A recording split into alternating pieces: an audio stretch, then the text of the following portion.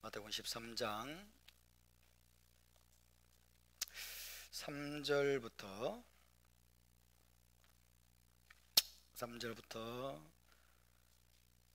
12절까지만 읽겠습니다.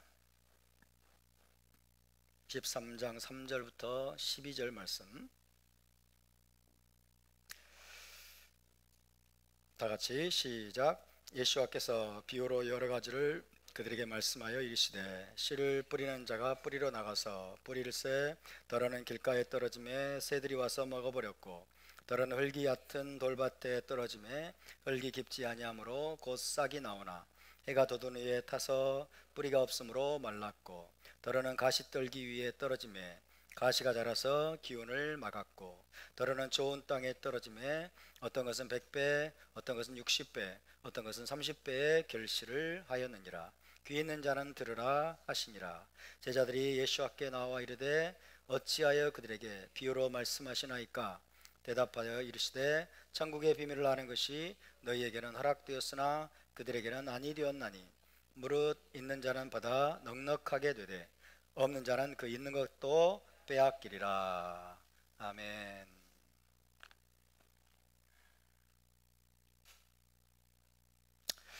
네, 이번 주는 후카트 주간이었습니다. 그리고 오늘은 히브리 관점 복음서 강의 170번째 시간입니다. 벌써 170강까지 왔습니다. 지난주에는 천국 비유 중에서 씨 뿌리는 자의 비유, 그 중에서도 두 번째 유형의 땅에서부터 네 번째 유형의 땅까지 살펴보았습니다.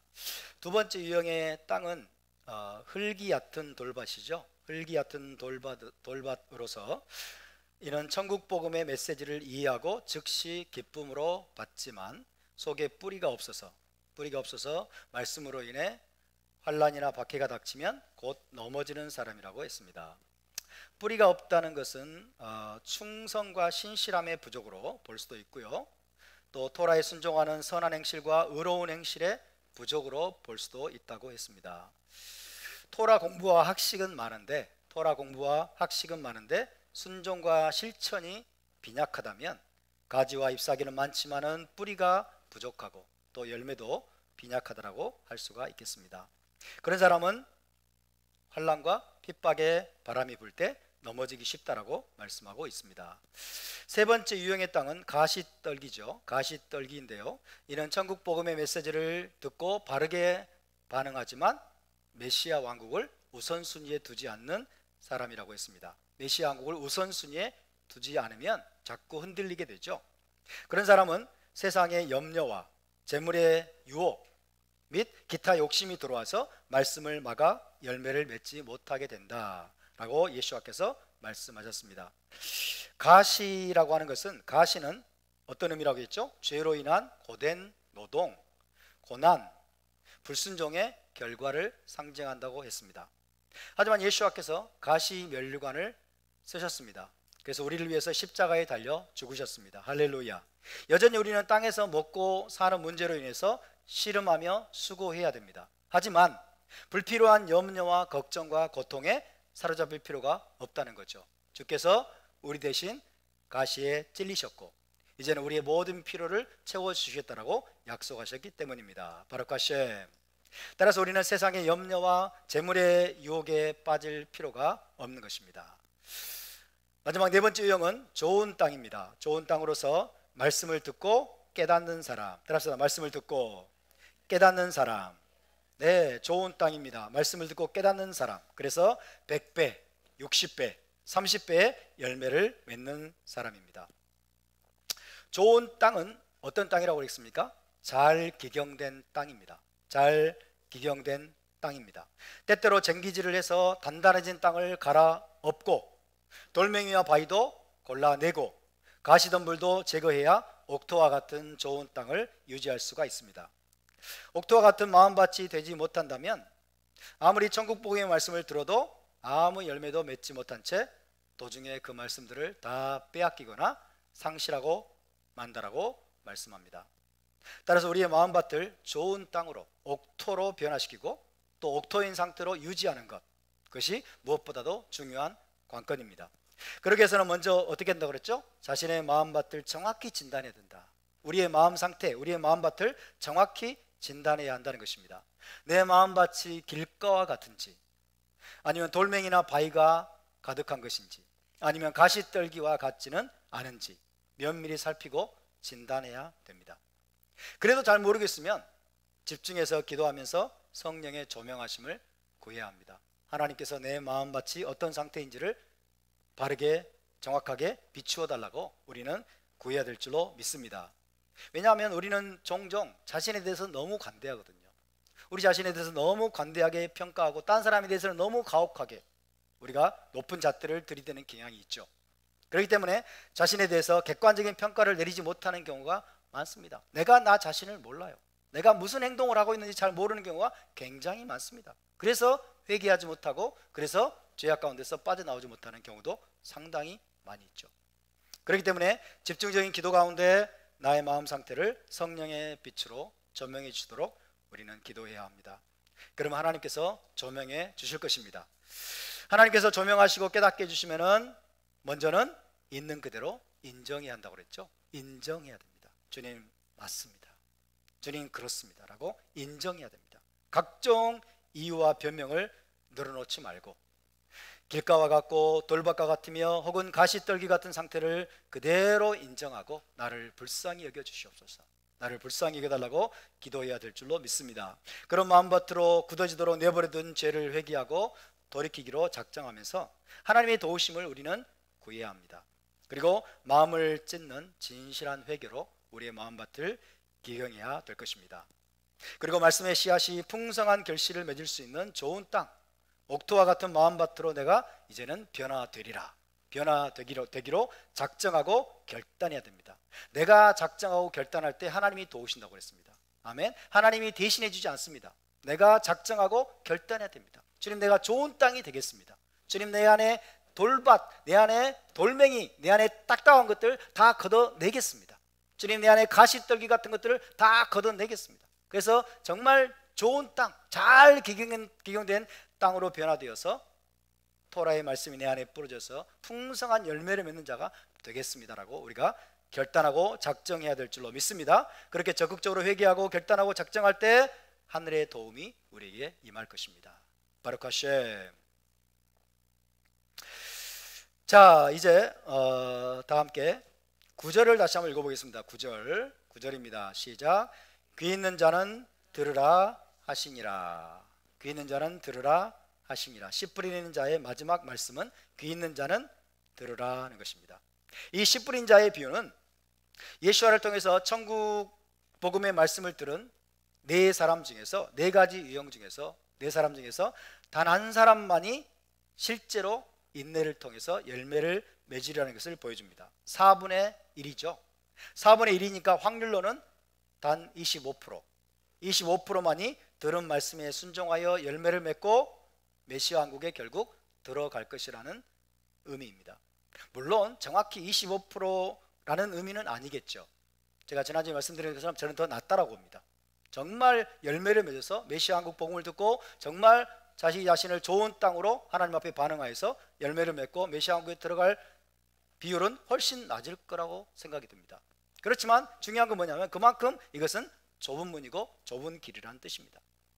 천국 복음을 듣고 예수와를 믿음으로 구원받은 자들 중에서 인내로서 결실하여 메시아 왕국에 들어가는 자가 지극히 소수일 것임을 시사하는 대목인 것입니다.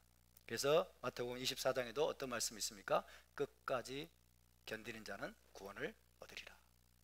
끝까지 견디지 못하는 자는 구원을 받지 못할 것이라는 말씀이겠죠. 랍비 문헌을 보면 랍비 문헌에도 네 가지 종류의 제자를 비교하는 내용이 등장합니다. 네 가지 종류의 제자.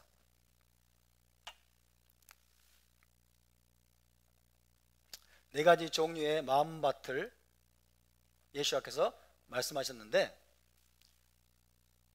랍비 문헌에 보면 네 가지 종류의 제자를 비교하는 내용이 등장을 하고 있습니다. 탈무드에 나오는 내용인데요. 다음 내용을 한번 들어보시기 바랍니다. 현인들 앞에 앉아있는 자들 중에는 네 가지 유형의 제자들이 있다. 네 가지 유형의 제자들이 있다. 하나는 스펀지와 같고, 하나는 스펀지와 같고,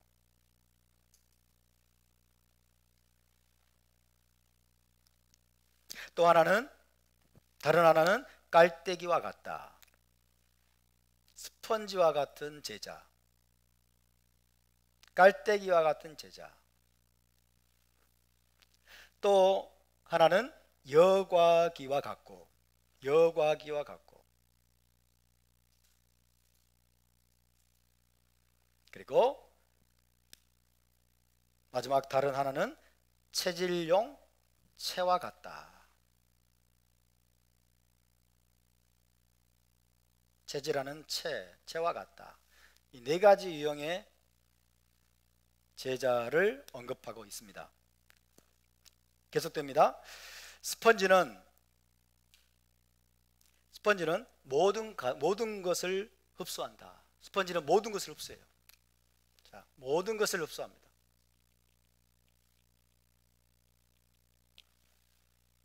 스펀지는 모든 것을 흡수한다. 깔때기는 한쪽 끝으로 모든 것을 받아들여 다른 쪽 끝으로 나가게 한다. 깔때기는 뭐예요? 모든 것 흡수, 그 다음에 모든 것 배출. 한쪽 끝으로 모든 것을 받아들여 다른 쪽 끝으로 전부 나가게 한다. 여과기는 포도주는 흘러나가게 하지만 침전물은 붙잡아둔다. 이것이 여과기라는 거예요. 여과기는 포도주는 내보내고 침전물은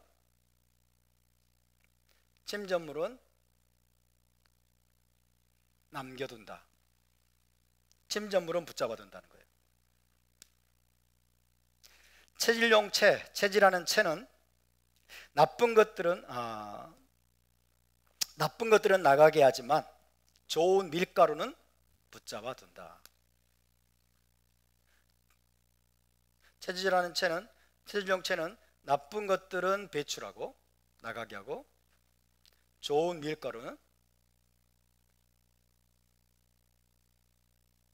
붙잡아둔다. 네 가지 유형의 제자에 대해서 탈무드가 이야기하고 있는 내용입니다. 자, 그래서 여기서 이제 첫 번째 스펀지형의 제자. 스펀지형의 제자는 어떤 사람이냐?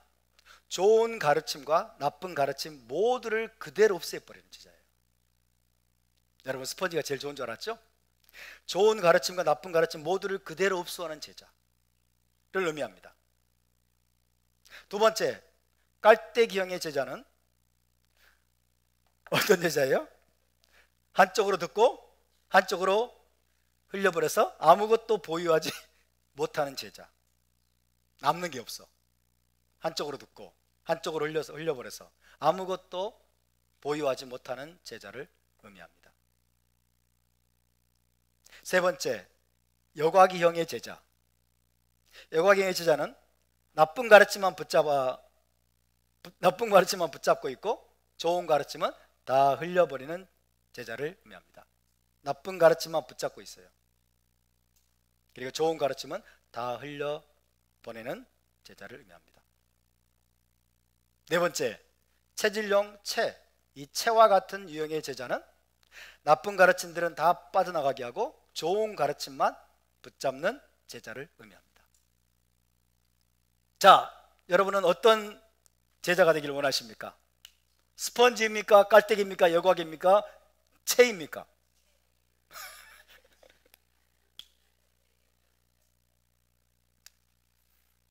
스펀지도 아니요, 깔때기도 아니요, 여과기도 아니요. 체질용 체와 같은 제자가 가장 바람직한 제자가 되겠습니다. 나쁜 것들은 다 흘려보내고, 그죠? 나쁜 것들은 다 떠나보내고 좋은 좋은 곡식, 그죠? 좋은 가르침만을 붙잡아두는, 보유하는 그런 제자들이 다 되시기를 주의 이름으로 축원합니다. 아멘. 그래서 가장 좋은 제자는 마지막 네 번째 유형의 제자입니다. 마지막 네 번째 중에 제자로서 마치 체질하듯이 나쁜 가르침은 다 흘려보내고 좋은 가르침만 붙잡는 제자가 되겠습니다. 절대로 스펀지형의 제자가 되지 않기를 주의 이름으로 축원합니다. 절대로 깔때기형의 제자가 되지 않으시기를 축원합니다. 그리고 더더욱 나쁜 것은 여과기형의 제자입니다. 좋은 거는 다 잊어버리고, 설교를 했는데 딴 건 다 까먹고 맨날 우스갯소리나 기억하고, 그죠? 이상한 것만 기억하고, 그렇게 되면 곤란하겠죠. 그런데 이런 차이를 만드는 것은 무엇일까요? 이 네 종류의 제자인데 왜 이런 차이를 만드는 것일까요? 이런 차이를 만드는 것은 결국 어떻게 듣느냐의 문제입니다. 어떻게 듣느냐의 문제입니다. 10분의 자의 비유 마지막에 예수와는 그래서 들을 귀 있는 자는 들으라, 들을 귀 있는 자는 들으라고 말씀하셨습니다. 따라서 들으라. 어떻게 듣느냐의 문제예요. 이 차이를 만드는 것은 어떻게 듣느냐.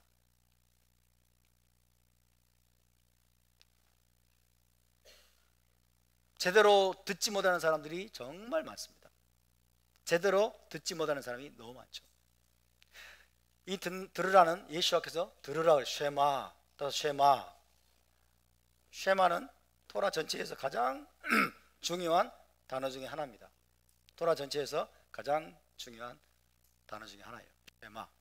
유대적인 신앙을 한마디로 요약한다면 쉐마예요. 쉐마로부터 시작이 된다 라고 할 수 있겠죠. 자, 히브리어 쉐마 복습을 해보겠습니다. 히브리어 쉐마는 단순히 소리를 귀로 접수하는 차원이 아니라고 그랬어요. 소리를 귀로 접수하는 차원이 아니고 뭐예요? 귀를 기울여 듣다. 귀를 기울여 듣다. 그리고 깨닫다. 이해하다. 그리고 내면화하다. 그리고 순종하다까지의 의미를 포괄하는 굉장히 중요한 단어입니다. 귀를 기울이다. 귀를 기울여야 돼요. 귀를 기울여서 무슨 말을 하는지를 이해하고 깨달아야 돼요. 무슨 말을 하는지 이해하고 깨달아야 돼. 그리고 그 깨달은 것을 자기 것으로 만들어야 돼. 내면화하는 거예요. 자기 것으로 만드는 거예요. 자기의 가치관으로, 자기의 신념으로, 자기 마음속에 새기는 거죠. 내면화하다. 그리고 그걸로 끝내면 안 돼요. 순종하다. 순종의 행위로 나타나야 돼요. 순종하다.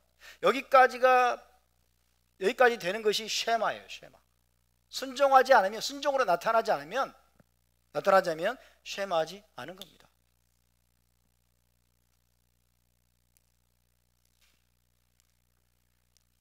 우리 대한민국에서도 이런 것들을 이야기하는 암시하는 것들이 있잖아요. 엄마가 애한테 뭔가를 하라고 했는데 자꾸 안 하고 뺀질거리면 말 좀 들어 그러잖아요. 말 좀 들어. 귀로는 들었다는 얘기인데 행하지 않았다는 거잖아요. 그죠? 그러니까 단순히 히브리적인 개념만이 아니라 이게 사실은 보편적인 거예요. 인류 보편적인 차원입니다. 왜 말을 안 듣니? 들었는데 왜 말을 안 듣니? 들었어. 그러면 안 되죠. 그죠? 순종으로 나타내야 되는 거죠. 그래야 들은 겁니다.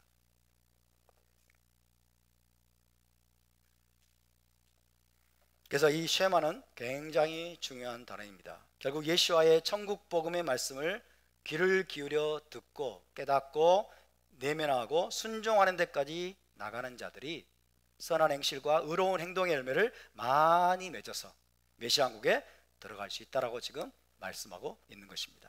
바루크 하셈. 그런데 예수와는요, 복음서에서 들을 귀 있는 자는 들으라, 혹은 귀 있는 자는 들으라 라는 말씀을 여러 번 하셨습니다. 먼저 하나씩 살펴보면 공관복음서에서 마태, 마가, 누가복음에서 씨 뿌린 자의 비유에 모두 이 말씀을 하십니다. 씨 뿌린 자의 비유에서 모두 이 말씀이 나오고 있어요.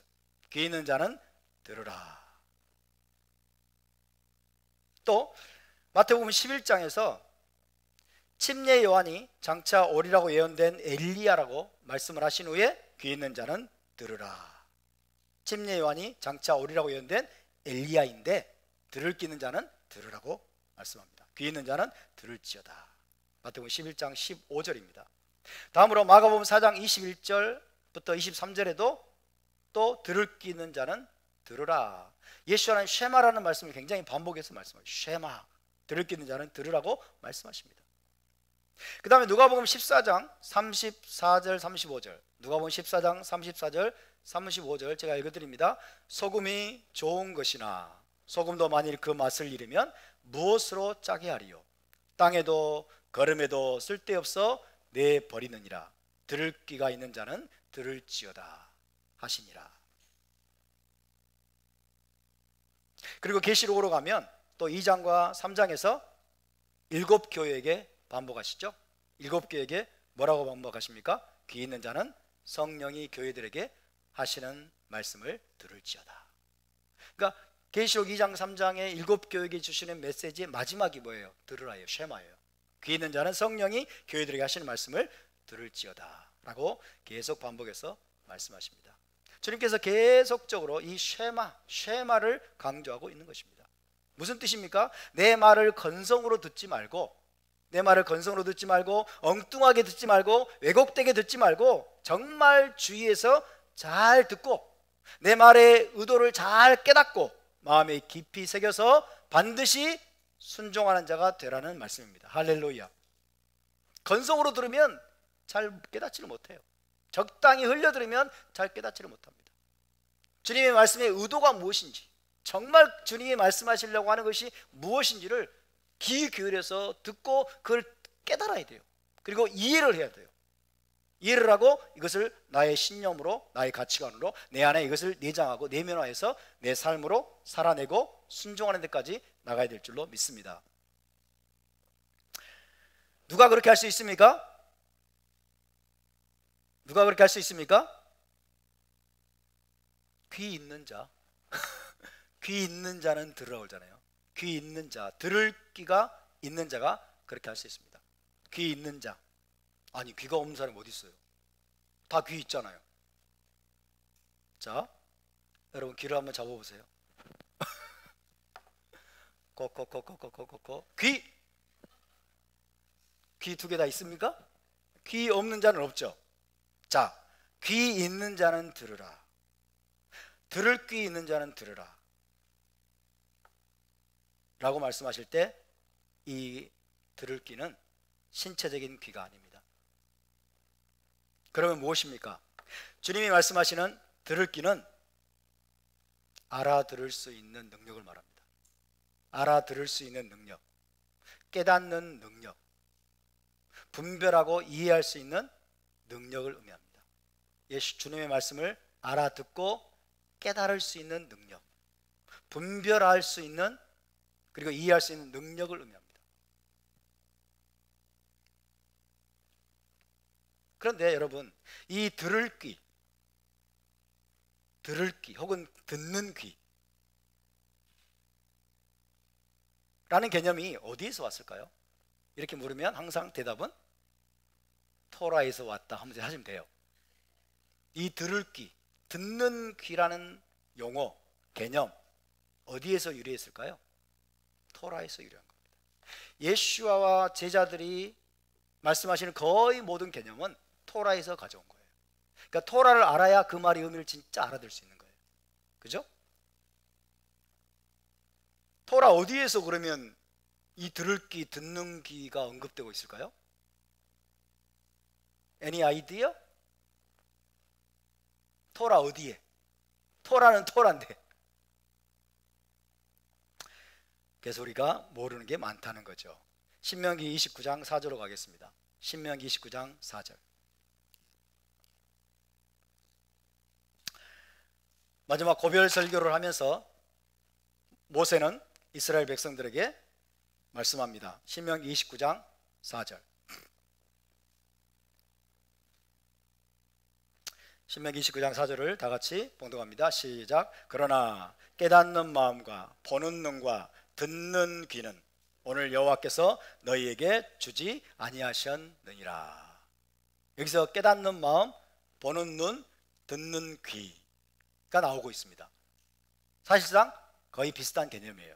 깨닫는 마음과 보는 눈과 듣는 귀를 오늘 여호와께서 너희에게 주지 아니하셨느니라고 말씀하고 있습니다.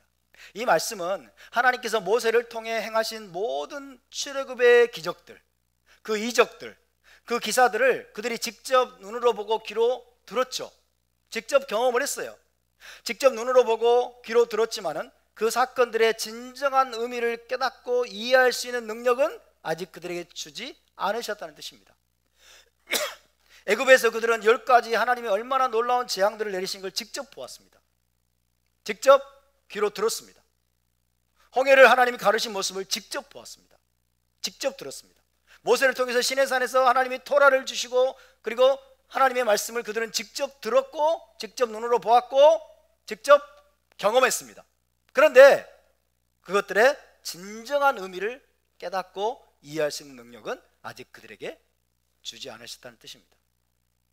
왜 그러냐면 그들이 아직 애굽에서의 노예 근성을 벗어버리지 못한 영적인 어린아이 수준이었기 때문에, 영적인 어린아이들이었고, 그 다음에 토라법을 그들이 깊이 이해하지 못한 상태였기 때문입니다.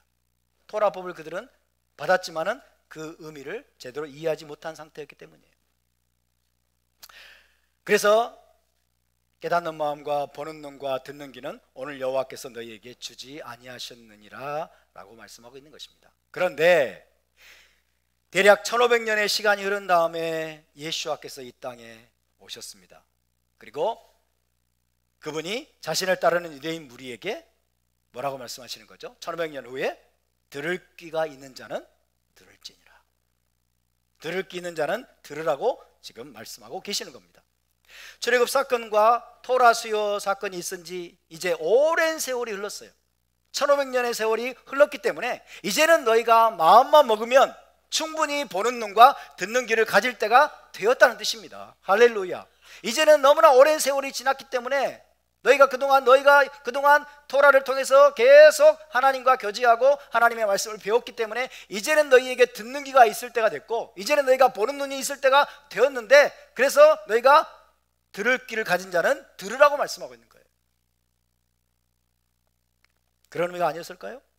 당시에 그들이 토라를 공부하는 일에 상당한 열심을 내고 있었죠. 유대인들 토라를 공부하는 일에 상당한 열심을 내고 있었고, 대부분 모세오경을 달달달달 암송을 하고 있었어요.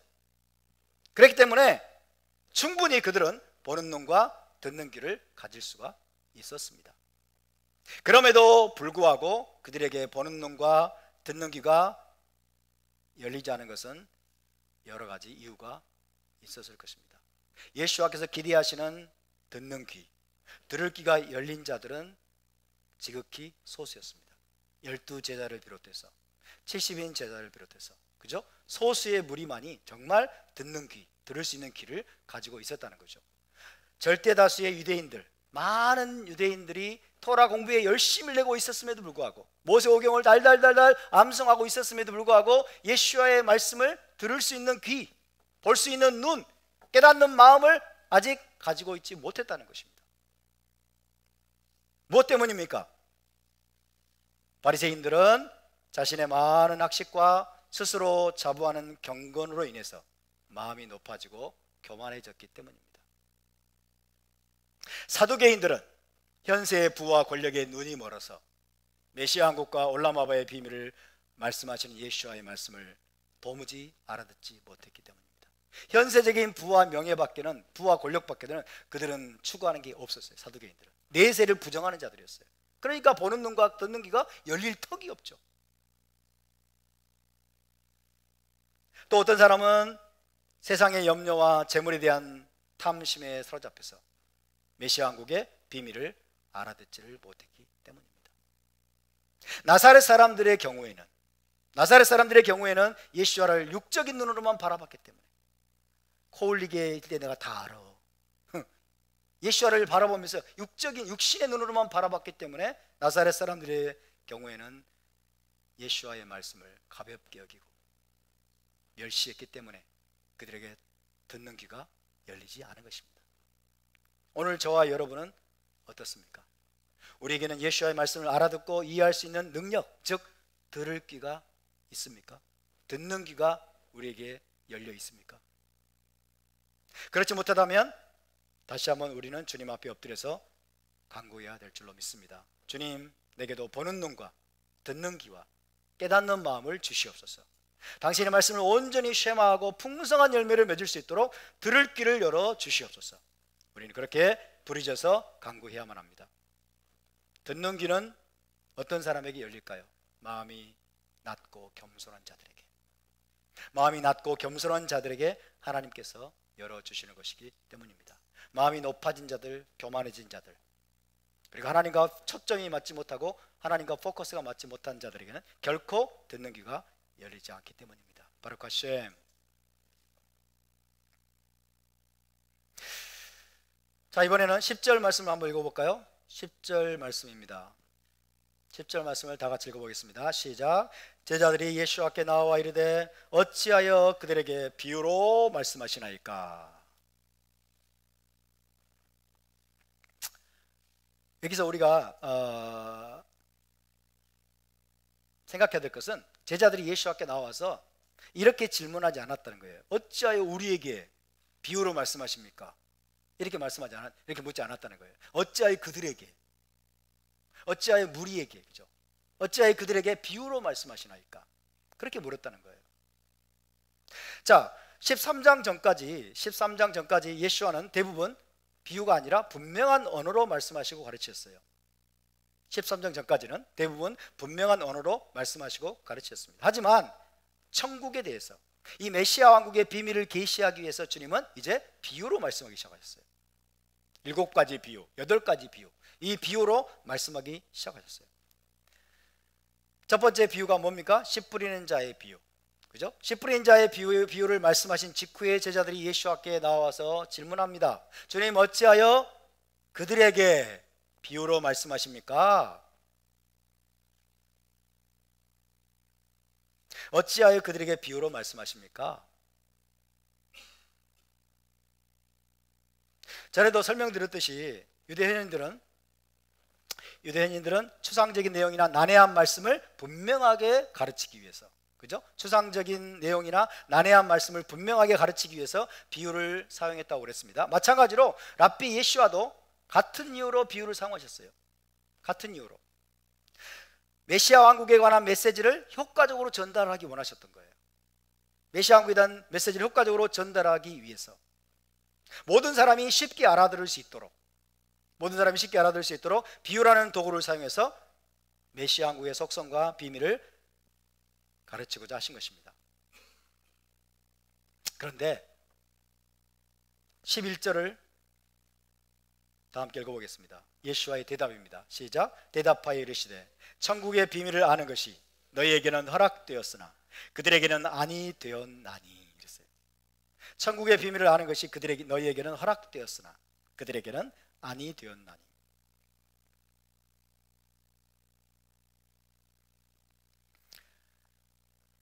주님, 어찌하여 그들에게 비유로 말씀하십니까? 그러면 그들이 알아듣겠습니까? 너무 어렵지 않습니까? 예수께서 천국의 비밀을 아는 것이 너희에게는 허락되었지만 그들에게는 허락되지 않았어. 내가 천국의 비밀을 그들에게는 감추기 위해서, 숨기기 위해서 비유로 말하는 것이야. 이렇게 이해하기 쉽죠. 그런데 그게 아닙니다. 그게 아니에요. 예수께서 비유를 사용해서 무리에게 지금 말씀하시는 이유가 뭐라고요? 천국의 비밀을 드러내기 위해서, 메시아 왕국의 메시지를 그들이 알아듣기 쉽게 이해할 수 있도록 비유를 사용한다고 그랬죠. 근데 여기 지금 질의응답을 보면 정반대 같아요. 그죠?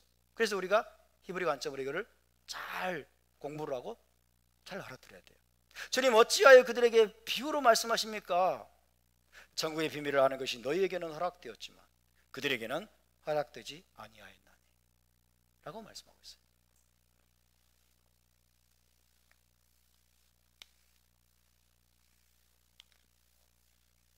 주님은 천국에 대해서 무리에게 알리기를 원하신다, 감추기를 원하신다? 알리기를 원하신다. 맞습니까? 감추고 숨기고 그러기 위해서 비유를 사용한 것이 결코 아닙니다. 더 쉽게 이해하도록 알리기 위해서 비유를 사용하셨어요.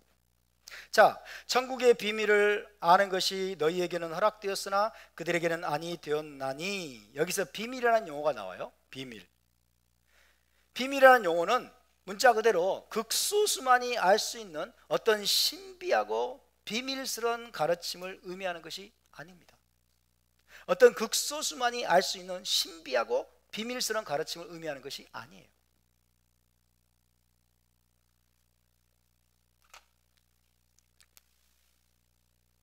천국의 비밀.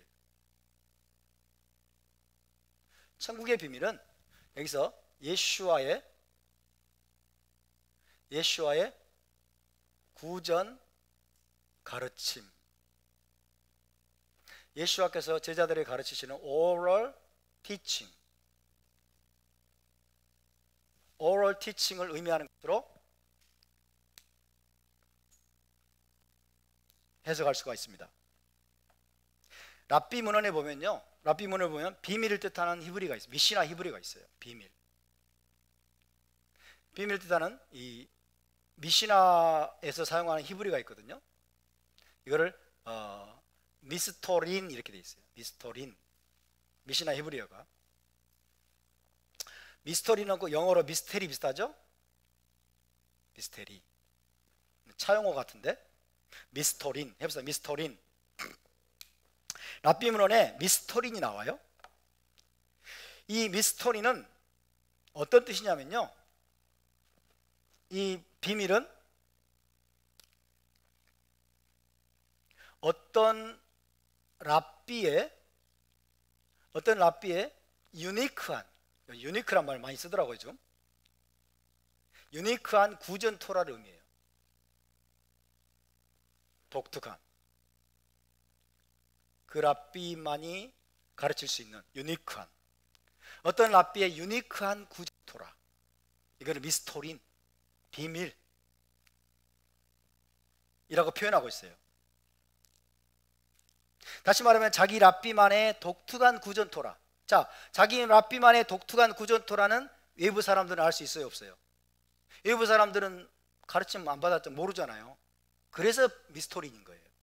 그죠? 힐렐 학파의 이 구전 토라는 다른 그 힐렐 학파에 들어오지 못한 자들은 알 수가 없죠. 그런 차원에서 미스토린이에요. 그러니까 자기 랍비만의 어떤 랍비만의 독특한 유니크한 구전 토라. 유니크한 구전 토라는 외부 사람들은 알 수 없는 비밀입니다. 따라서 예수와께서 지금 뭐라고 그랬어요? 천국의 비밀을 아는 것이 너희에게는 허락되었으나, 너희는 누구예요? 제자들이죠. 너희에게는 허락되었으나 그들에게는 아니 되었나니 라고 말씀하신 것은, 천국에 관해서, 여러분, 메시아 왕국에 관해서 외부에 절대로 공개해서는 안 되고 숨겨야만 되는 어떤 비밀스러운 계시가 있다는 뜻이 아니라는 거예요. 그죠? 무리들에게는 절대로, 무리들이 알면 안 돼. 외부에 절대로 공개해서는 안 되는 어떤 비밀스럽고 숨겨야만 되는 어떤 계시가 있다는 뜻이 아니라, 예수와의 제자들만이 천국에 관해서 예수와의 입을 통해서 가르침을 받을 수 있는 예수와만의 독특한 가르침. 예수와만의 독특한 가르침.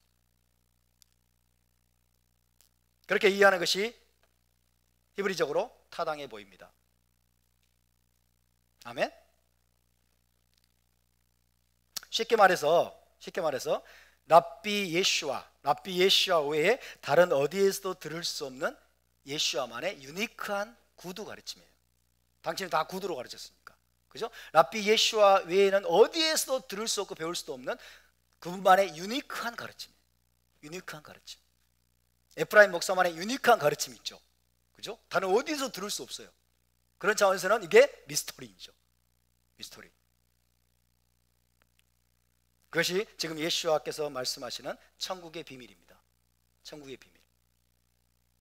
그런데 그것은, 이 천국의 비밀, 랍비 예수와만의 유니크한 가르침은 여러분, 제자들만이 배울 수 있는 거죠. 맞습니까? 예수와의 제자들만이 배울 수 있는 거예요. 그것은 예수와의 제자로 헌신한 자들에게만 허용된 거죠. 천국의 비밀을 아는 것이 너희에게는 허락되었으나, 그 말이에요. 너희가 지금 나의 제자가 되기로 헌신하고 내 제자 공동체 안에 들어왔기 때문에 예수와는 그들을 대상으로 천국의 유니크한, 그분만의 유니크한 가르침을 그들에게 제공하는 거예요. 그죠? 제공을 했기 때문에 이들은 지금 듣고 있는 거죠. 근데 저 무리들은 허락이 안 돼서, 왜? 제자가 아니니까. 이해되시죠? 그런 차원입니다. 예수와의 제자들만이 듣고 배울 수 있는 것, 그것이 바로 예수와께서 지금 말씀하시는 천국의 비밀입니다. 왜냐하면 제자들만을 모아놓고 예수와께서 가르치시는 것이기 때문입니다. 따라서 그 가르침은 예수와의 제자들 외에는 알 수가 없었죠. 그런 취지에서 예수와는 천국의 비밀을 아는 것이 내가 너희에게 나의 제자들을 대상으로 내가 너에게 가르쳤던 천국에 관한 구두 가르침들, 나만의 유니크한 가르침들, 그것들을 아는 것은 너희에게 허락됐다. 너희에게 허락됐다. 그러나 그들에게는 허락되지 않았다. 왜? 나의 제자로 헌신하지 않았기 때문에, 내 제자 공동체에 그들이 들어오지 않았기 때문에. 그죠? 제자 공동체 안에서 그분이 가르치는 천국에 관한 유니크한 가르침들을 그들은 배우는 것이 허락되지 않았어요. 이해되십니까? 잘 따라오셔야 돼요.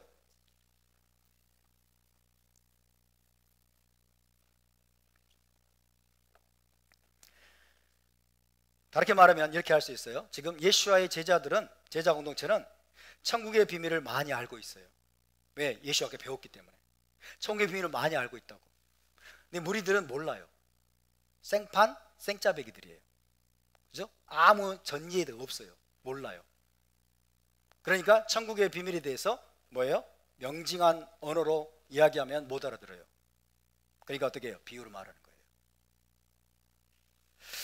전통 기독교의 많은 신학자들과 목회자들은 천국의 비밀을 아는 것이 너희에게는 허락되었으나 그들에게는 허락되지 아니하였으니 라는 말씀을 예수와께서 메시아국에 관한 분명한 진리를 오직 특별한 제자들에게만 말씀하시고 무리들에게는 이것을 다 감추고 그 다음에 오히려 헷갈리게 만들기 위해서, 그죠? 헷갈리게 하고 혼돈스럽게 만들고 그리고 깨닫지 못하도록 만들기 위해서 비유를 말씀하신 것으로 그렇게 해석하는 경우가 굉장히 많습니다. 다시 말해서 무리가 천국의 비밀을 도무지 깨닫지 못하도록 하기 위해서 비유를 사용하셨다라고 해석하곤 합니다. 근데 여러분, 그게 말이 될까요? 말이 됩니까? 만약 제자들만 알아들을 수 있는 모종의 암호 같은 언어로 말씀하심으로써 천국 메시지를 감추는 것이 주님의 의도였다. 무리를 대상으로 천국의 메시지를 도무지 못 알아듣게 하고 그들이 헷갈리게 만들고 혼란스럽게 만들고 도무지 깨닫지 못하도록 하기 위해서 그런 의도로 주님께서 무리들을 가르쳤다면 비유를 말하면 안 돼요. 비유를 말하면 안 돼. 그럼 뭘 말해야 될까요? 어떤 식으로 해야 그들이 헷갈리고 못 알아들을까요? 예를 들면 묵시문학의 언어로 말하면 돼요. 묵시문학의 언어, 다니엘서 같은 말씀, 계시록 같은 말씀. 뭐가 나오죠? 짐승이 나오죠. 짐승이 나오고 그 다음에 적그리스도가 나오고 그 다음에 용이 나오죠. 그리고 또 뭐가 나와요? 음녀가 나오죠. 그러면 짐승이나 음녀 이렇게 말하면 정말 깊은 차원의 이해력이 없는 사람들은 도무지 이해할 수 없어요. 도무지 알아들을 수가 없어. 그러니까 만약에 예수님께서 무리가 천국의 메시지, 천국 복음의 메시지를 못 알아듣게 하고 그들에게 숨기려면 차라리 말 안 하면 되지. 뭐하러 말했을까? 그죠? 숨겨버리고 감춰버리고 헷갈리게 만들고 그러려면은 일단은 말 안 하면 되고 첫 번째 말 안 하면 되고 말하더라도 묵시문학의 언어로 말하면 돼요. 그죠? 계시록 같은 묵시문학의 언어로. 그럼 못 알아먹어. 못 알아먹으니까 지금 여러분 계시록에 대해서 온갖 이상한 해석들이 나오는 거예요. 다 자기만 해석이 나오는 거예요. 못 알아듣다는 뜻이에요. 토라에 대한 깊은 이해가 없고, 그죠? 히브리 어떤 사상과 문화에 대한 깊은 이해가 없고 다니엘서에 대한 깊은 이해가 없으면 계시록은 알 수가 없어요. 이해할 수가 없어. 왜? 묵시문학이니까. 일반인들은 못 알아먹도록 하기 위해서 만든 게 묵시문학이에요. 로마인들, 이방인들이 계시록 읽으면 뭐지? 못 알아먹게. 못 알아먹도록 한 게 묵시문학이에요. 그러니까 예수와가 만약에 무리가 이 천국 복음의 비밀을 도무지 이해하지 못하고 깨닫지 못하게 하려면 묵시문학의 언어로 말하시면 돼요. 비유가 아니라. 예, 비유는 쉽게 알아듣도록 하기 위해서 말씀하시는 거니까.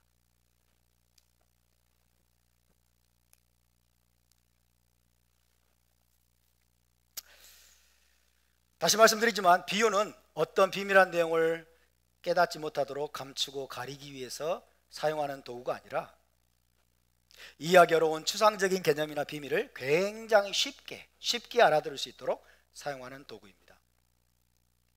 그것이 바로 유대 랍비들이나 예수와께서 비유를 자주 사용하신 이유입니다. 그런데 여기서 예수와는 제자들과 무리를 지금 서로 대조해서 언급하고 계세요.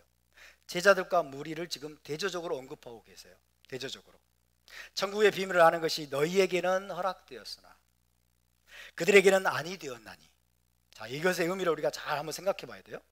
무리에게는 제자들에게는 천국의 비밀을 아는 것이 예수와만의 유니크한 구두의 가르침을, 천국에 관한 가르침을 제자들이 이해하는 것은 허락되었으나 무리에게는 아니 되었나니 라고 말씀하고 있죠. 서로 대조적인 전제로 언급을 하고 계십니다. 다시 말하면 여러분, 예수와의 제자들은 이미 천국의 비밀을 이해하고 있다는 뜻이에요. 맞습니까? 이미 천국의 비밀을 이해하고 있어요. 제자들은 예수와의 유니크한, 그죠? 그 티칭을, 구두 티칭을 계속 받아왔기 때문에 이미 천국의 비밀을 이해하고 있고 알고 있어요. 하지만 무리는 천국의 비밀을 이해하지 못하고 있었어요. 다르게 설명해 봅시다. 예수와는 비유의 도움 없이도 제자들을 가르치실 수가 있었다는 거죠. 제자들에게는 비유로 말할 필요가 없어. 왜? 천국의 비밀을 알고 있기 때문에. 메시아 왕국의 메시지를 이들은 이미 이해하고 있기 때문에 제자들에게는 비유를 말할 필요가 없어요.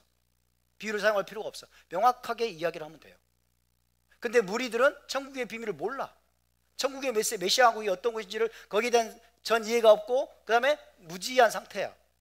무지한 상태니까 제자들에게 허락되는 그 천국의 비밀에 관한 명징한 티칭들을 할 수가 없어. 그러니까 이들에게는 비유로 말한다는 거예요. 비유로 말한다는 거죠. 제자들은 이미 천국의 비밀을 어느 정도 이해하고 있었기 때문에 비유의 도움 없이도 제자들을 가르치실 수가 있었습니다. 하지만 군중들은, 무리들은 아직 천국, 메시아 왕국의 원리를 이해하지 못한 상태였어요. 그렇기 때문에 주님은 단순하면서도 쉽게 이해할 수 있는 비유의 언어로 천국의 메시지를 전달하고자 하셨다는 것입니다. 이해되시면 아멘? 비유는 단순하고도 분명한 언어로 전달하고 가르치는 것이기 때문에 그렇습니다. 자, 예수와의 제자들은 메시아 왕국 복음의 메시지를 이해했기 때문에 이미 이해를 했어요. 회개하라 천국이 가까이 왔느니라 라고 주님이 말씀하실 때 그 메시지의 의미를 이해했기 때문에 이미 그 메시지에 응답해서 제자로 헌신한 상태예요. 그죠? 천국 복음의 메시지를 이해했기 때문에 이미 그 메시지에 응답해서 예수의 제자로 지금 헌신한 상태입니다. 마치 좋은 땅에 떨어진 씨앗처럼 그들은 반응했어요. 좋은 땅에 떨어진 씨앗처럼 회개하고서 예수와를 따르는데 삶을 드렸습니다.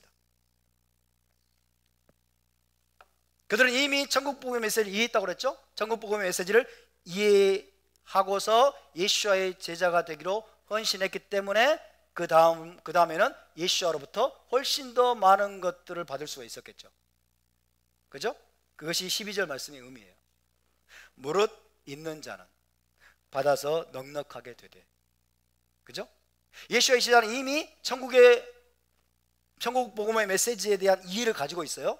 그래서 헌신하고 예수와의 제자가 되었어요. 그래 계속해서 또 예수를 통해서 천국 복음의 비밀들을, 메시지를 계속 받아서 더 넉넉해지는 거예요. 풍성해지는 거예요. 바로 그런 의미입니다. 그 다음에 뭐라고 했어요? 없는 자는 그 있는 것도 빼앗기리라. 여기서 무릇 있는 자는, 여기 해당하는 자가 제자들입니다. 무릇 있는 자는 받아 넉넉하게 되되 해당하는 사람들이 제자들이고, 이들은 천국 복음의 메시지에 대해서 이해가 있기 때문에 주님으로부터 더 많은 것을 받아서 더 부유해질 수 있다는 뜻입니다. 그 다음에 없는 자는 그랬죠. 없는 자는 예수와를 추종하는 대다수의 사람들, 무리들, 이 사람들은 아직 천국복음의 메시지를 이해하지 못하고 있어요. 메시아 한국의 원리를 이들은 그 원리에 대한 이해가 없어요. 그래서 대다수의 무리들은 다른 세 가지 유형의 밭과 같은 자들이었습니다. 무리들은 길가와 같은 사람들, 그 다음에 돌밭과 같은 사람들, 그리고 가시떨기와 같은 유형의 사람들. 그 사람들이 가득한 그 상태가 섞여 있는 자들이 바로 무리들이었던 거예요. 그들에게는 천국의 메시지 혹은 천국 복음의 메시지에 대한 이해가 없었기 때문에 이해가 없어요. 그래서 그것 때문에 그들 안에 있는 이제 빈약한 이해마저도 빼앗기고 상실해버릴 가능성이 높은 거예요. 없는 자는 있는 것도 빼앗기리라. 이해되십니까? 천국 복음이 뭔지, 메시아 한국이 뭔지, 메시아 한국의 원리가 뭔지를 그들은 이해를 못하고 있는 상태에서 예수님께 온 거예요. 그죠? 어떤 사람은 길가 같은 마음으로 오고, 어떤 사람은 돌멩이 같은 그런 밭과 같은 사람으로 그런 상태로 오고, 어떤 사람은 가시떨기 같은 상태로 온 거예요. 천국의 메시지에 이해가 없기 때문에.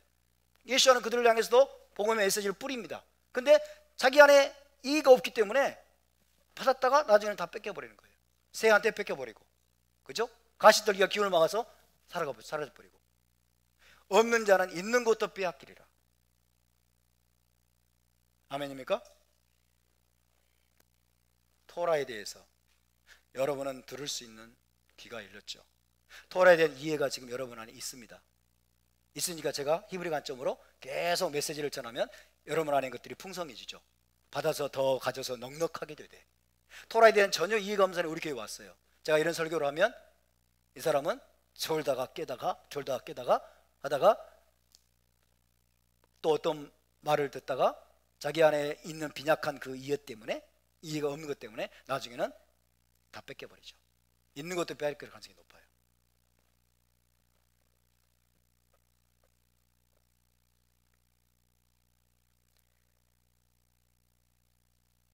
그게 바로 없는 자는 있는 것도 빼앗기리라 라는 말씀의 의미입니다. 예수와를 추종하는 대다수의 사람들, 무리들에게 해당되는 말씀이에요.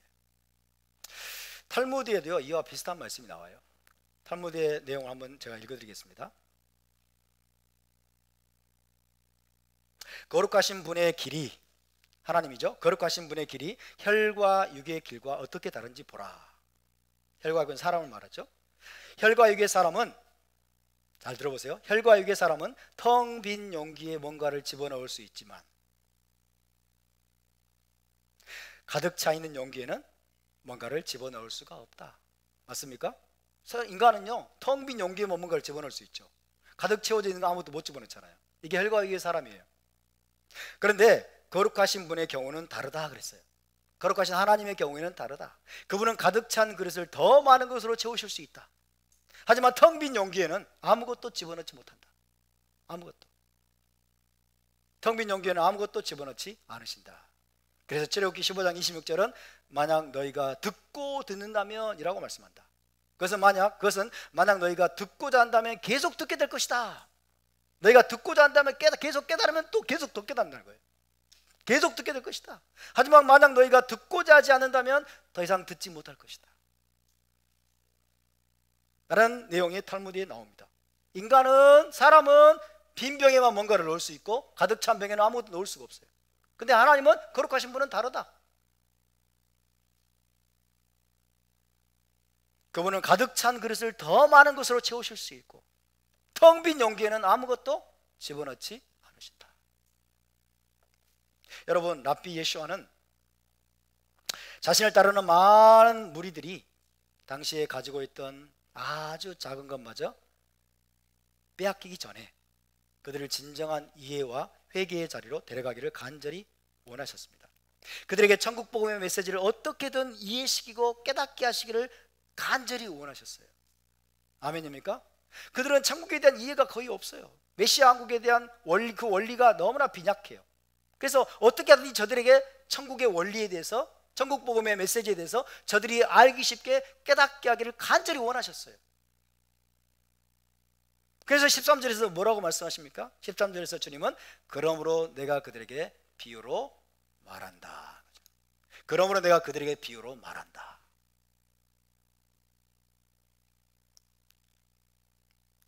그러므로 내가 그들에게 비유로 말하는 것은 그들이 보아도 보지 못하며 들어도 듣지 못하며 깨닫지 못함이니라.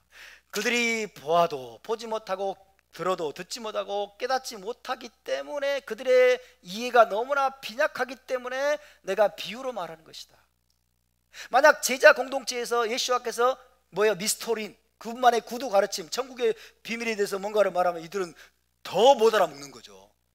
더 못 알아먹으니까 그들은 정말 깡통이에요. 빈 깡통. 무리들은 한마디로 아무 이해가 없는, 그러니까 못 알아먹으니까 이제 이분은 비유로 말하는 거예요. 그들이 제발 좀 알아듣고 회개하기 위해서, 알아도록 하기 위해서. 그렇지만은 안타깝게도 많은 사람들이 새애들에게 뺏겨버리고, 그죠? 돌멩이 때문에 흙이 아파서 뿌리가 나오나 곧 타서 말라버리고, 그리고 또 가시떨기, 가시가 기운을 막아서 자라지 못하게, 열매를 맺지 못하는, 그게 제자로 헌신되지 못한 무리들의 일반적인 상태라는 것입니다. 중요한 것은 무엇입니까? 우리가 예수와의 제자가 되는 것입니다. 아멘. 우리가 좋은 땅, 좋은 마음밭이 되어서 그분의 말씀을 우리가 우리의 마음으로 마음에 심어서 메시아 왕국에 대한 분명한 깨달음과 이해를 갖게 되고, 그죠? 그래서 우리가 예수와의 그 유니크한 가르침을 받을 수 있는, 계속해서 받아서 우리가 더 풍성해지고 더 넉넉해져서 30배, 60배, 100배의 열매를 맺을 수 있는 제자가 될 수 있기를 주의 이름으로 축원합니다. 여기까지 나누고 함께 기도하겠습니다.